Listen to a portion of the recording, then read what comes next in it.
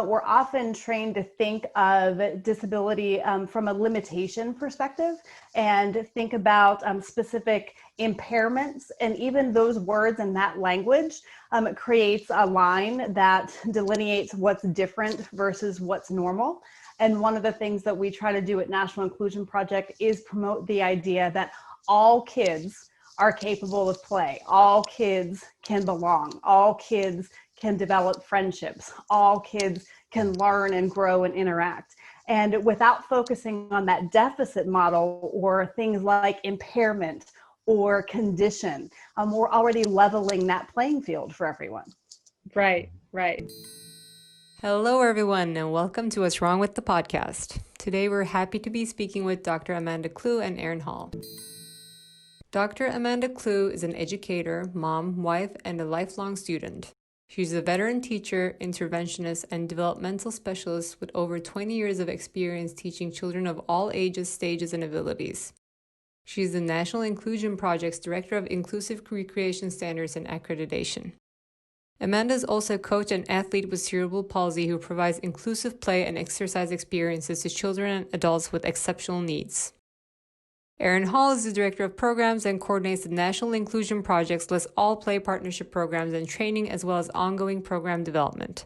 A graduate of NC State University, Aron has had multiple experiences in education and recreational programs. Aron is a member of the advisory board for the National Alliance for Accessible Golf.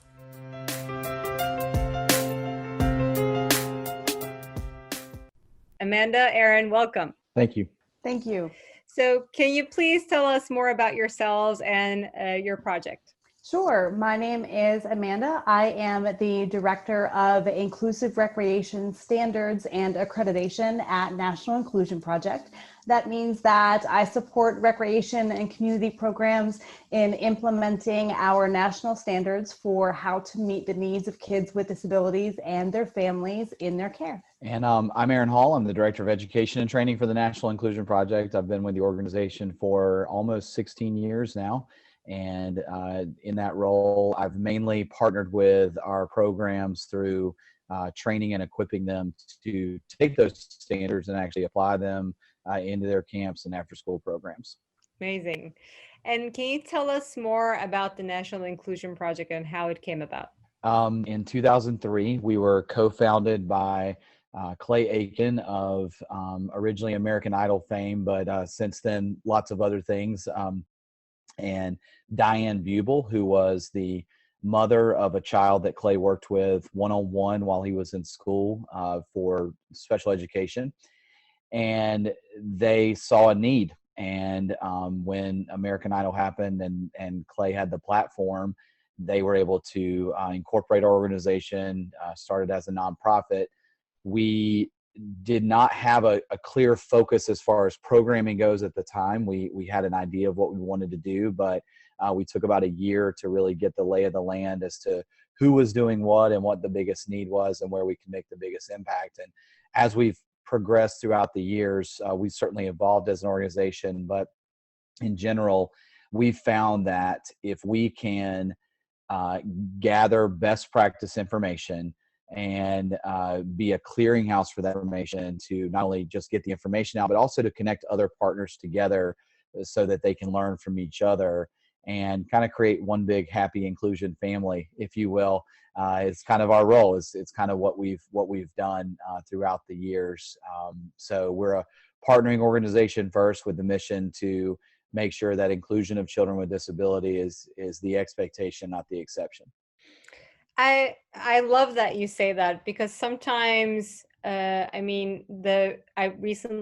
watched Crip Camp, and I know we've came a long way since then, but still we have so much more to do, and we need to basically start with our own perceptions and what we assume that is able for children with disabilities or not, right? So can you talk about some of the things that you see maybe in the educational space, but also outside, that is currently sort of deciding on children with disabilities lives for them? So I came to National Inclusion Project in a little bit of a different direction than Aron did. I first was a long-term board member and supporter and advocate of the mission and outreach of the project. I was a special education teacher and an education professor in training teachers how to work with kids with disabilities and their families. And I am a woman with cerebral palsy. So I grew up in the United States a long time ago, before there were entitlement laws or disability laws and accessibility or education laws to support kids with special needs. And in my experience in schools and in the community, I experienced a great deal of discrimination or inaccessibility or limited opportunity for learning as well as for interacting. And when I became part of NIP's outreach and partnership with organizations, I became so passionate about creating pathways and advocating for this need that I left academia and schools and started working in the nonprofit realm with NIP as a staff member. And so what it is that I've seen, not only from my personal life experience, but also as a parent of young children and my work in the disabled community, is that a lot of the growth and progress that we see simply comes with greater awareness and understanding. No one's going to say that they don't want to include someone who's different. They'll simply not know how. And so we provide the resources and tools to help them understand how. And a lot of it stems from just a fear of the unknown. So once we build that knowledge and build that awareness, we start to break down the unknown and make it known. So then anything seems possible, because difference is really more unifying than it is keeping us apart, right? And so if we can promote the mindset that you don't have to do anything drastically different, you simply need to be open to including all kids, you naturally start to break down those barriers that we see in schools and organizations and in community opportunities. I mean, 100%. To begin with, we always talk about the power of words around, like, when we're discussing whichever subject. And even when you start off with saying like special needs, it's kind of intimidating, right? Like, even I would, as a person, let's say I'm an educator, if you tell me, oh, those are children with special needs, I would be worried that, oh, like, should I be teaching them or should I be interacting with them because they have special needs? But in the end, we need to recognize it's human needs, right? It's not special needs. It's just a different need that another human has. It's simple as that. And like, when we that's already like a categorization. And once we start doing that with those wordings, we even start to create these, like what you said, in terms of fear of unknown or any prejudice or assumption about others, that is sort of it's getting in the way of progress. And as for the first part that you mentioned about inaccessibility, it's so interesting to see how everything is interconnected. Like, the simple existence of a ramp for a school leads to so many other things. Like, the lack of that ramp means it's inaccessible, for example, for wheelchair users. And if it's inaccessible for wheelchair users, you see a generation of children from that school growing up not interacting with any other children that are wheelchair users. So to them, it's unknown and it's kind of the other, right? So once you sort of create these physical barriers, that is adding to the social problem, it just keeps feeding on its own. And we often, I mean, this is visible, like, we don't even need to study this. Like, you see many of the developed cities of the world being still very much inaccessible, including New York City, where we are based.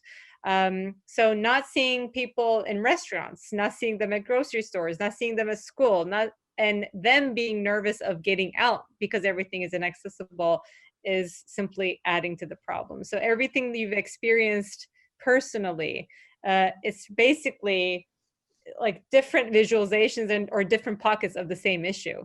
It's just not bringing people together. Absolutely. And as an educator or as a professional working in the world of schools or in medicine, we're often trained to think of disability from a limitation perspective and think about specific impairments. And even those words and that language creates a line that delineates what's different versus what's normal.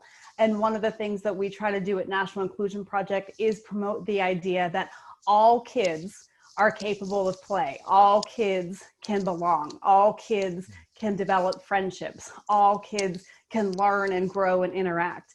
And without focusing on that deficit model or things like impairment or condition, we're already leveling that playing field for everyone. I would even throw in the word diagnosis, because I think when you think diagnosis, it's almost like, oh, I need to have a, and you mentioned this, you need to have a special degree if there's a diagnosis involved. And so we've even gone as far, and we don't want to minimize, and we don't want to act like it's not part of the scenario, because if a child has autism, you can't ignore it. It's not ignoring the autism, and you have to accommodate. You have to know how that's going to play out.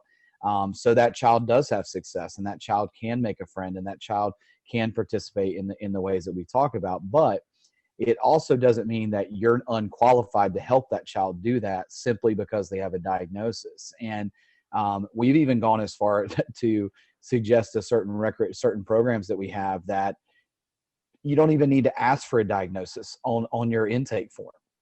That what you need to talk about is you need to do a needs assessment, and you need to ask questions like, how does your child learn best?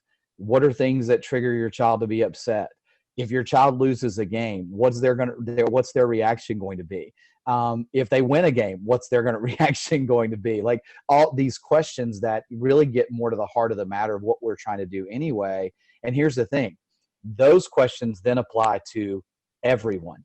Because I'm going to be honest with you, if I'm sending one of my 4 children to a camp and I get an intake form and they're asking me these questions as a parent, and maybe this is just because I live in this world, but as a parent, I'm going to be really excited, because what I know is that camp has a child, that program has a focus on my child and making sure that my child actually, has a really great experience. Because I think the other thing that happens in general is, whether we're inclusive or not, it's kind of like if children don't have a disability, it's like we lump them into one category as if they're all the same because they don't have a disability, right? And it's like, no, that's wild. If you don't have a competitive game for my oldest son, he's going to be bored out of his mind at your program. If you have too many competitive games, my daughter is going to want to run away as fast as she can.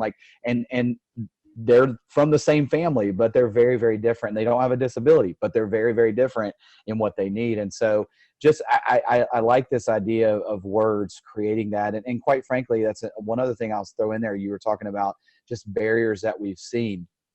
The fact is, as we got into this world, we figured out that there have been people that have been doing inclusion and doing it really, really, really well for a really long time. So the question then becomes, why are we in 2020? And when I got started in 2005, why are we still talking about this as some kind of revolutionary idea? And part of it is because we have used so many different words to get at the same idea. And sometimes I say it'd be like having 10 people in front of you, you give them the same sentence to read, but they all read it in a different language. It's going to sound like chaos, which means that people don't necessarily know what everybody's talking about. And so one of the things I think we've done well is create a common language around inclusion and create a simplicity around the entryway. And I would just say the entryway, because look, it takes a lot of work to do this well. It does. But the entryway through belief and perception and the words we use is very, very simple. And that's something we try to do, a lot of. I love two things I want to highlight. Well, what you mentioned in terms of those questions that are being asked, like that is so true that any parent would want that attention to their child, right? So technically, all children need special attention and they have all special needs. And I think this is part of, it's interesting because it ties to many other industries and even fields or subjects where we live in such a standardized world. Like everything is almost as numeric, everything has a certain prescription or a recommendation or a solution. And it's never one size fits all, but we're trying to be tucked into that world. We even see this with other like early children education recommendations. Like for example, when I have a 2-year-old daughter, and I was trying to read on various ways of like sleep training and all of the above. And it was so interesting to see, like, it was almost like this unspoken rule that everybody has to talk about the same thing. And they have these like methodologies of like, oh, the 2-5-10 method, like you apply this and then they sleep better for the next day. I mean, in the end, as a parent, you do whatever is best for your child, but it was so fascinating to see these prescriptive recommendations based on, I don't know what, maybe like a few good trials that somebody succeeded, or they even have no experience, or they tried it once and it's basically recommended or prescribed to everyone, even by pediatricians. So you start questioning yourself. I mean, am I training a dog or am I raising a human being? Like, it's so interesting that you find these, maybe because it's the easier way, maybe because it's just a fast way we can just patch things up. But it's very easy to find this in healthcare and other educational fields where these like many basic overwashing like recommendations are given out as if it applies to everyone. And when you do this for people who are differently able, it is even hurting them more because it's not inclusive. So it's really interesting that you said that, like, technically, once we focus on the human need and the attention level that we really should be giving to a child, it doesn't matter if they have, different abilities or disabilities. And the second part you mentioned in terms of like using a simple language and bringing everything together is so, so important. We always talk about this regarding other subjects too. You see this in big topics like climate change, or even in finance or architecture. The more the language around a field is inaccessible or not relatable, the more the subject starts distancing itself from people. And the more it distances, is the more problems arise. Like you start to, yes, there is climate change and it's like this big overarching thing. And like, what is it really? Like, why aren't we talking it like day-to-day terms and how it's affecting our day-to-day lives? Or in finance, you can listen to an entire conversation, you won't understand a single thing. And it's maybe designed that way, but it's also the reason why maybe so many families are struggling financially, because they don't necessarily understand finances, or how can they have better finances for their household. Same in architecture. Like we find architecture to be distanced from so many of the other social fields, while as much as it's like a creative and maybe a technical field of its own, it is still very much for human. We're creating spaces for people, and yet the language around it could be very inaccessible. So I think it's like one of the biggest threats once we start to bring in these like high level terminologies into any conversation. Even saying special needs, like the word special is very tricky, but like where we're bringing these like specialized terms, or those like diagnostics that you talked about, like, or like medical terms into play, suddenly like maybe you're aware of the existence and like ethically you want to be inclusive, but you really don't know how, because you don't even know how to address it, right? So it sort of alienates the topic and the conversation.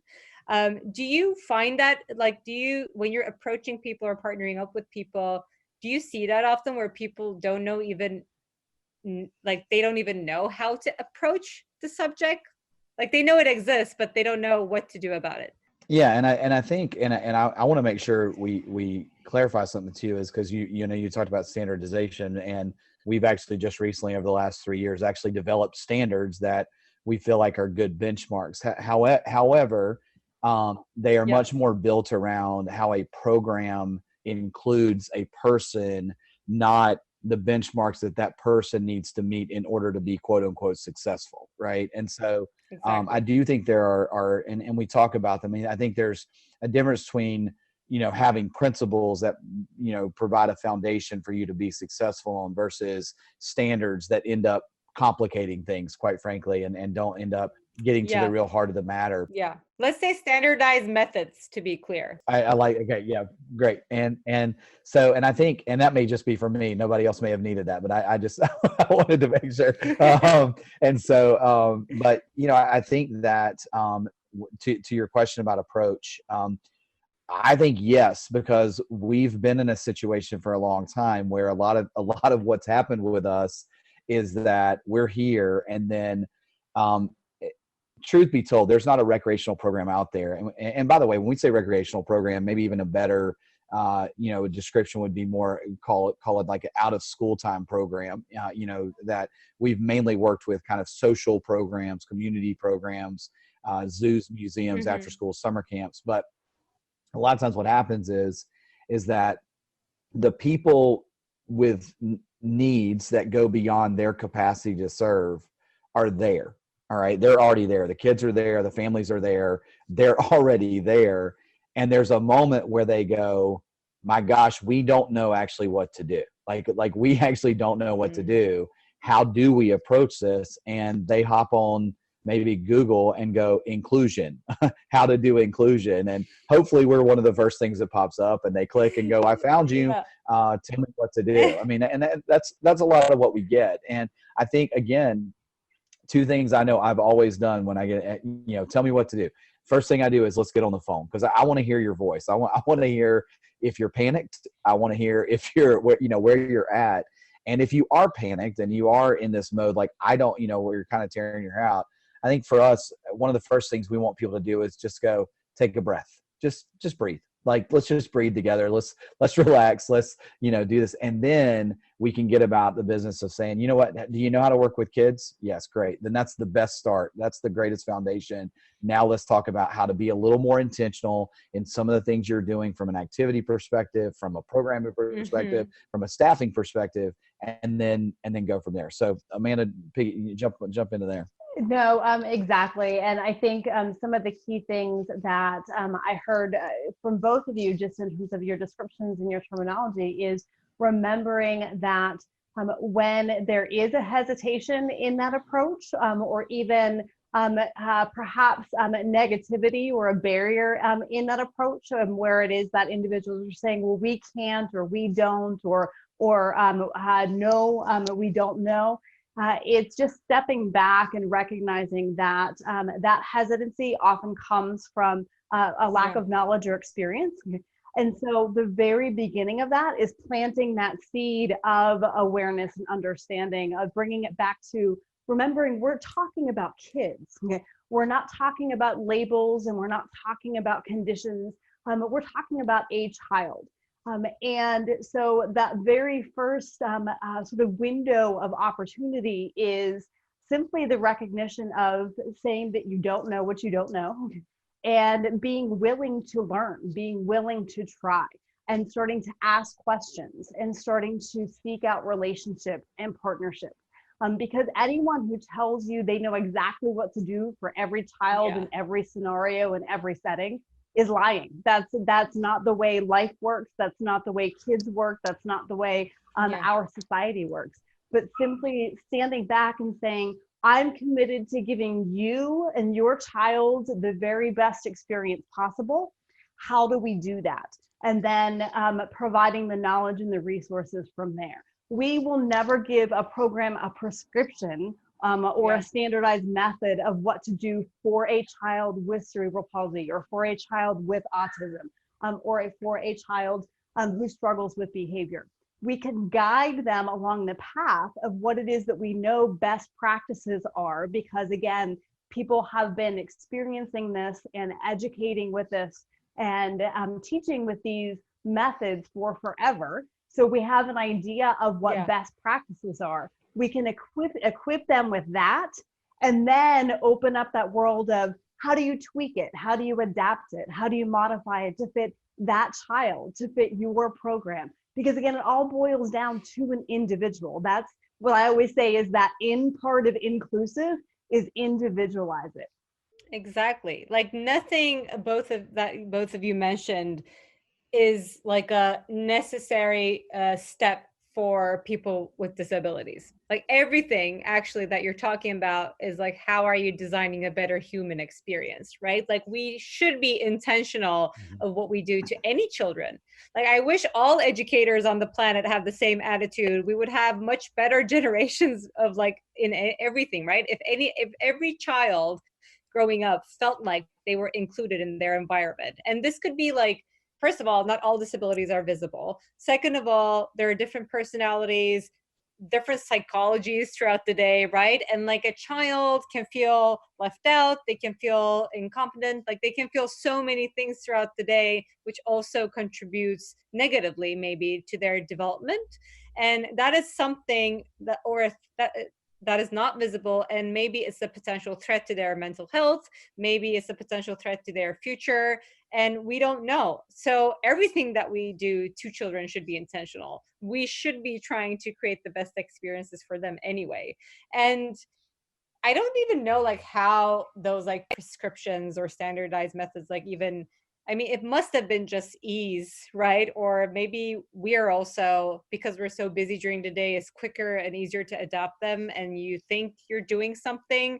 But I don't even know how that got popular. We once interviewed, it was a very famous children educator, Alfie Kohn, on our podcast, and he was talking about the more specific an advice gets, the more you should run away from that person. And because like no one knows your child best. So the best you can do is actually work with other educators or families for them to figure out what's best for that child, but really equipping them with, like you said, principles, or even like giving them space to think or discuss and bounce off ideas. Like that's really what anybody needs in order to be able to create something that could be personable for everyone around them. Can I jump in real quick? Because I was going to say, like, we were asking kind of where some of that comes from, and we do like things that can be measured.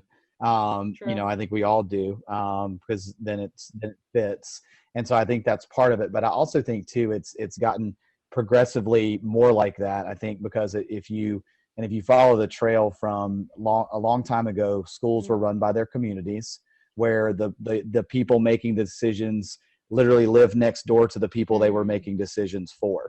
And so they knew the communities, they knew that. And then as we begin to move the chain farther up, it meant that the money and the decisions were coming from places that weren't as close to the scenario as they possibly could. And as we continue to move that farther up, then those decisions continue to get, and they get much broader, because now the person making the decision has thousands of communities to consider, and they can't just look at this one community. And then even more importantly, to look at the individual children within those communities. And so that top-down approach sometimes, really can hurt. And then also, when these people that are the decision makers are also the funders, they need data to say that their money is worth it.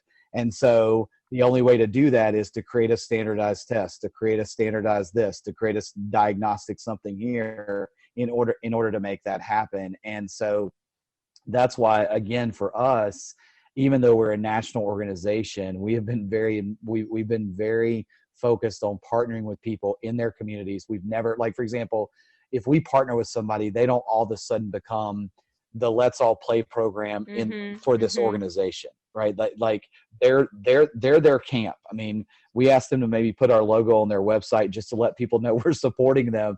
But other than that, it's your program. Like, your kids, your situation better. We've got programs that the numbers of children with autism is super prevalent in their programs. We've got others where it's less, so the dynamic's going to be very different. So even we don't come in. I mean, it's very funny. People are like, tell me about your training. And I'm like, I can't tell you about our training until I know what you need to be trained on. Because I want to know what's going on we want to know what's going on in your program before we diagnose anything. I mean, that's the thing, is it really comes down to that.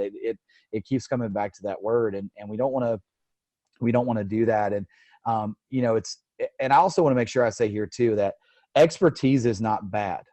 My goodness, like our organization has benefited over the last several years of having Amanda here, because she does have years of expertise. But the reason it's benefited our organization is because she also comes with the attitude of putting people first, before the expertise, before the content, before the knowledge. That it's still very much about, no, we're going to apply this to how a person can act. Like, I love what you said, have a better human experience in our programs. I love that part of it. And I think that expertise isn't bad, but if you don't have the right attitude and belief, it actually can end up being a detriment in a lot of ways. And two of my favorite stories that happened literally in the same summer, to provide a compare and contrast, is we had a specialist come in to work as an inclusion counselor in one of our summer camps. And in the middle of a day, in the middle of an activity, she literally got up from her group, walked away from that group, got in her car and drove away, and we never saw her again in the middle of a camp day. And it was like, here's an expert, but their attitude and belief was such that they could not wrap their brain around, no, I'm here to make sure these kids have an incredible experience. And that's all we're about. Is just, let's help them make a friend. Let's help them play. That's all we need to do. We don't need to do anything else. We're not trying to fix anything. We're not trying to do anything like that. The same summer, we had a 17-year-old guy who was about as, I don't know any other way to describe him other than he was about as surfer bro as you possibly could be. I mean, he would fit whatever, when I say that, whatever, that's what he was so laid back, just nice and easy going. But he had a kid in his group that had a hard time gripping things, just had a hard time holding on to things. So when they would do activities, it was a problem. Well, he happened to be at a sporting goods store. He saw this, he had this light bulb moment. The next day at camp, he brought the kid the little wristbands that you put, the little sweat wristbands that you put around your wrist. And he just gave them to him. He said, hey, I got these for you, put them on. That's all he did. But then later that day, he knew that there was an activity where he was going to be holding this little scoop thing for a ball. And when they got to the activity, he had just had this idea that maybe this would work. And he walked up to the kid, put the scoop in his hand, and slid the sweatband over his hand. So it provided a little more pressure for him to grip, and it worked. So 17-year-old, no expertise, but right attitude, right belief, keeping it simple and focused on how do I help this child have an incredible experience, versus specialists who was trying to fix things, and you see the results. Yeah. And it's such a interesting subject. In the end, anything that is happening in the world, any problem stems from human behavior, right? We were just talking about this the other day. And it's more about our patience and willingness to be with others, right? Like, no person is similar to one another, right? This could be like social skills. This can be physical skills. If we really want to spend time with one another, then we're already much more intentional, as you said, much more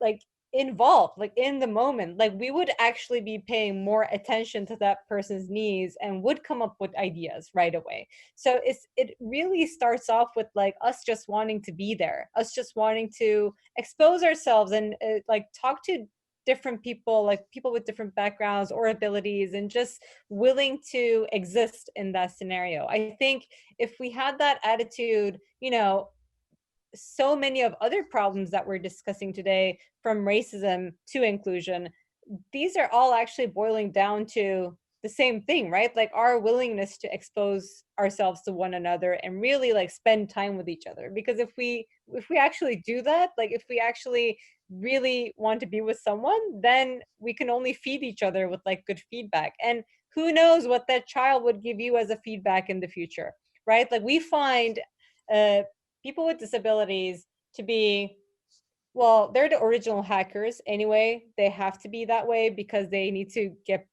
with their day to day, right? And they're the best innovators. Like when you're co-designing with them, you're already like 50% ahead of the game, right? Like you're already designing a better product. So I know maybe for awareness purposes, we have to use the term inclusion for maybe some time, but in the end, we just need to recognize that's just better design. And I think this goes back to what we originally said in terms of like starting the conversation off as if it's a deficit or as if it is something that, you know, we may not relate to, it's other, versus starting like, hey, like I want to be around diverse people because that's that way things are better. We spend more interesting times, we create things, we innovate things, we share cool stories, we have new ideas. I think that is really the attitude we need to grow towards to, and it's nothing better to expose every child to this at a young age. So I can't emphasize enough like the work that you do and how important it is, and I and thank you so much for all the work. So in addition to like what we've discussed, some of the things that you've seen, can you give us a little bit more information on maybe some of the other like some other projects that you've worked on, or even like if you want to highlight some other organizations that you think that are doing things the right way and how things really should be?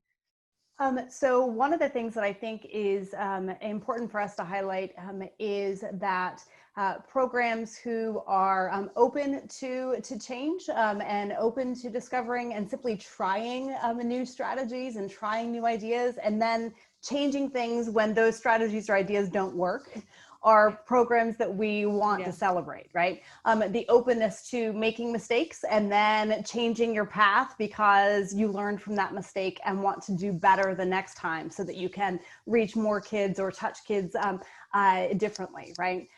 We do have particular programs that we have partnered with who have gone through our partnerships and our education and training and have shown fidelity and creativity with the implementation of our standards, who've earned what we call accreditation. So we do have currently 9 programs throughout the country who have been what we would consider to be the sort of the flagship or gold standard programs for inclusive recreation who have earned that seal of accreditation from National Inclusion Project. So major applause to them and the communities that they work in for starting these conversations and really committing to being intentional and creative and effective in how it is that they welcome all kids and all families into their programs.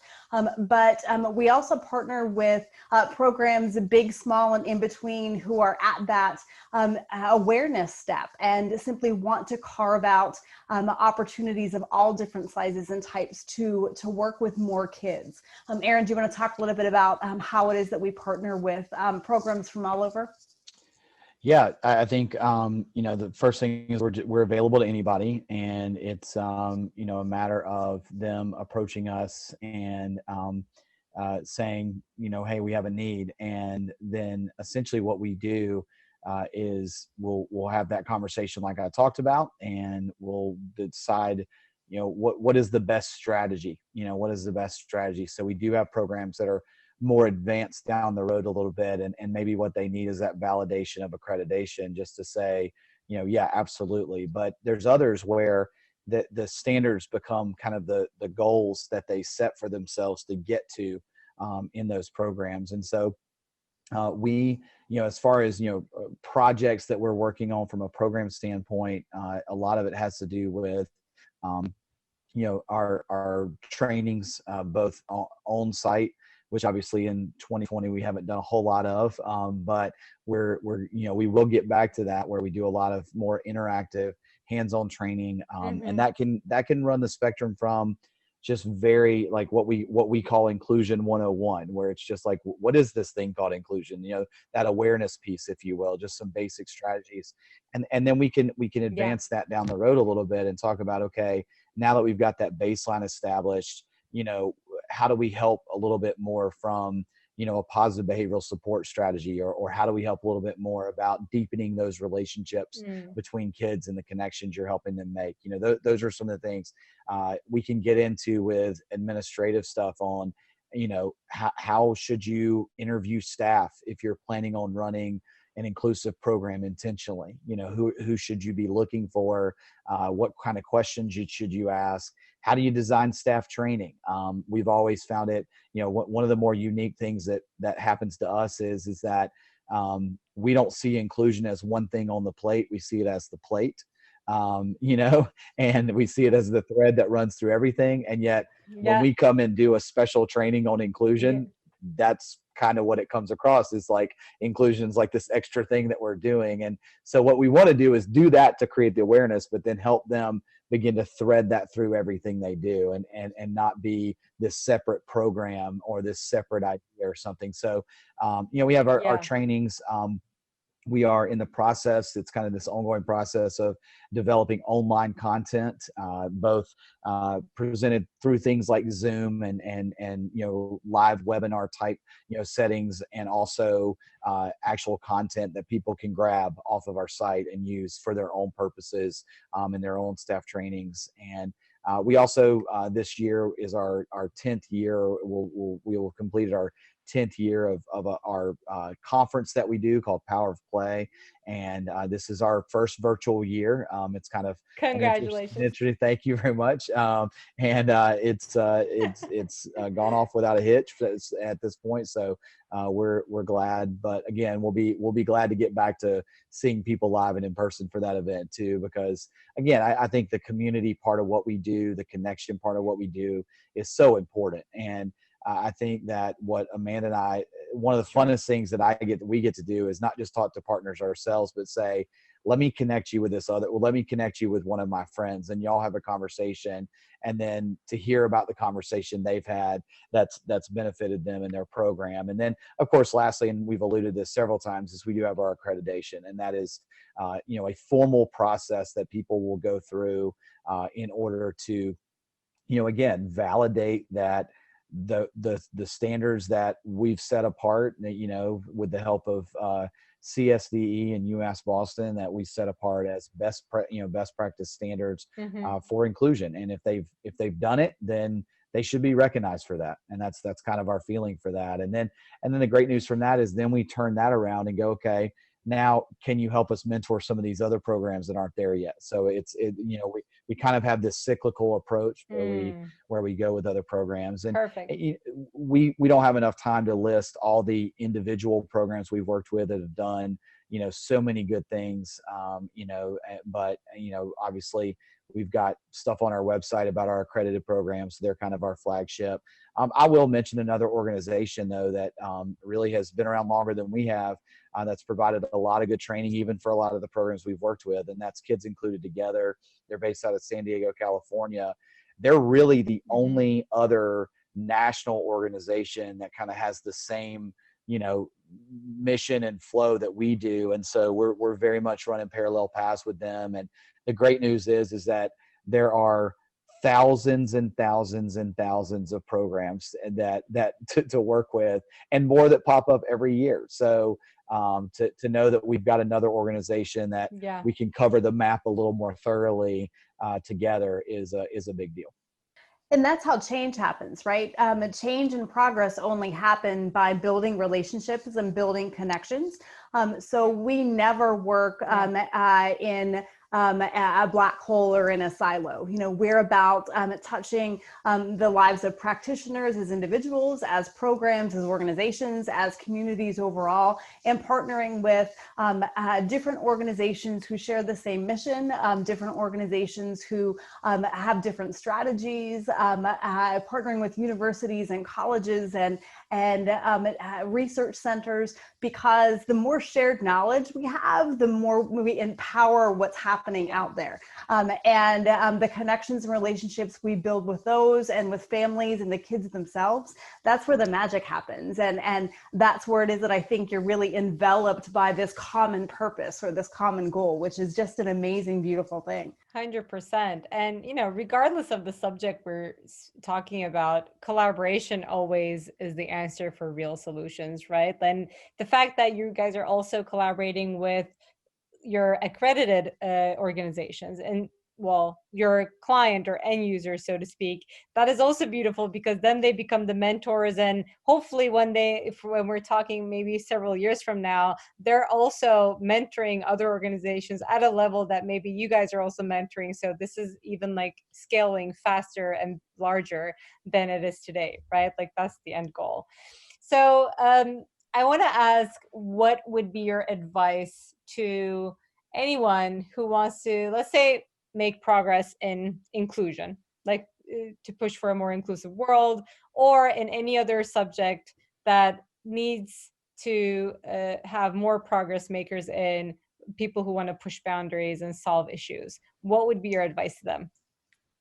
Wow, you're ending with the heavy question, right? Aron, I vote you go first. Oh, I go back to my experience, honestly. I went to school to be a high school English teacher. That was what I was going to do. And my sophomore year in college, I had a mentor in a college program say, "Hey, you should work for the YMCA." And I literally, my response to them was, "Okay." I mean, that was really it. And I got started in an after school program, and thankfully had an unbelievable director that I work for. And he is really, I mean, the reason, I mean, that was, I don't even want to talk about how long ago that was, but it was 20 plus years ago when that happened. And I'm still doing the work. I'm still doing some work. And a lot of it has to do with his influence on me early on, and just falling in love with making an impact on kids in a really personal way. He was so enthusiastic about it. And so as that, as that process began, worked summer camp, had a blast doing that, worked various different recreational programs. I ended up doing some coaching. And then when I graduated, I did go in the classroom, but I wasn't doing inclusion. I mean, that wasn't the focus of what I was doing. And I was at a point in life where I was kind of at a crossroads from a career standpoint. I thought about leaving the classroom and going back to the YMCA full time, but ran into a couple folks that I had worked with at the Y who had started this little thing called the National Inclusion Project, and they needed help, and I was available, and they hired me. I mean, that's really, I mean, I that was really my story, and I did not know what inclusion was. I didn't know how to define it. I'd had my experience in class with a couple kids that had some needs, but I had a child who was blind in one of my classes, and the only thing I had to do accommodation wise was just be more prepared and get my tests to the special education office so they could put everything in Braille, in time for him to take the test. I mean, that was the limit of my experience. And then I went to a camp that included kids. And it was one of the most beautiful things I've ever seen. And, I fell in love with it very, very, I fell in love with it. And there was one experience where, there was a kid that we had in the program, and he had a very, very hard time staying with his peers, because it just wasn't normal for him to be with his peers as much as we had him with his peers at summer camp. And so we would give little breaks, and field trips especially. We basically would walk around with him as adults, but he buddied with a partner one time. At the end of that field trip, he came back, and we realized that he had stayed with his buddy the entire time. And it was a big deal. It wasn't really a big deal, but it was a big deal in this case. And so when we told the mom that, she said, when we told his mom that day when she picked him up, what had happened, she started crying. And when we asked her why, she said, for 4 years now, since he's gotten his diagnosis, I've had so many people tell me all the things he wasn't going to be able to do. We already talked about that limitation mindset. And he said, I looked at that list and saw things that every other kid did to make friends. Everything that was on the list that my kid wasn't going to be able to do were the things that other kids did to make friends and build relationship. This is the first time I've had some kind of something to hold on to say, my kid's going to be okay. He's going to be able to have friends. And that right there was it for me. I was done. I was like, I'm in it. Like, I'm in it to win it. I'm going to make this happen. And so as far as advice goes, I would say, number one, fall in love with the obvious.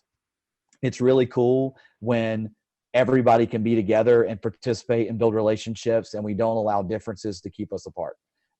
It's just, and I don't want to sound all, warm and fuzzy and mushy gushy about it, but the fact is that it's a beautiful thing. So why not, let's have more of that. There's a lot of ugly out there. Why not have a little more beautiful in what we do? The second thing I would say is keep it really simple. I never made it complicated. I just got after it and said, you know what, I believe this is going to work, and I'm going to do whatever I can to make it work. And we're going to get real creative.